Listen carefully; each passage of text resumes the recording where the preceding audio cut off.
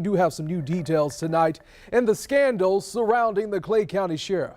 Darryl Daniels is facing 4 different charges after a year-long investigation by the Florida Department of Law Enforcement. Court documents revealed tonight that Daniels lied to investigators about a stalking incident. On your side's Troy Kless is live in Clay County tonight, breaking down those charges for us to understand. Troy.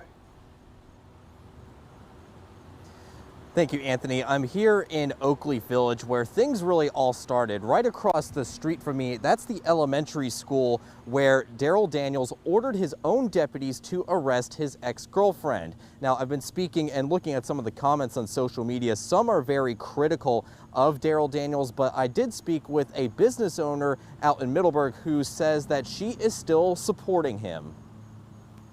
Clay County Sheriff Darryl Daniels facing fallout. The sheriff seeking re-election was arrested Thursday night but was released.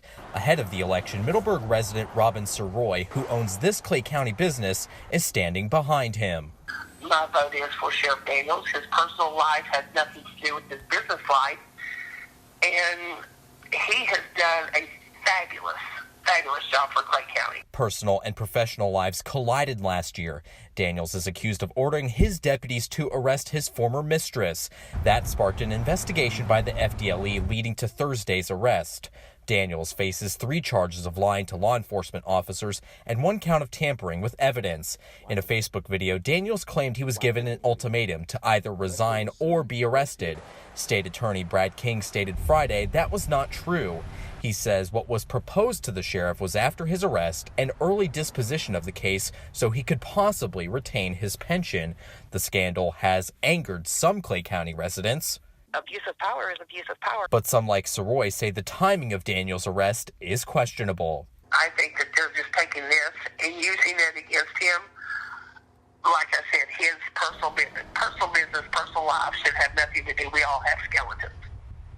Daniels will be arraigned on those charges in less than 2 weeks, and according to the Clay County Supervisor of Elections website, he is still an active candidate for next Tuesday's primary. No word yet from Governor DeSantis if he is going to make any decision on Daniels. Live in Clay County, Troy Kless, First Coast News on your side.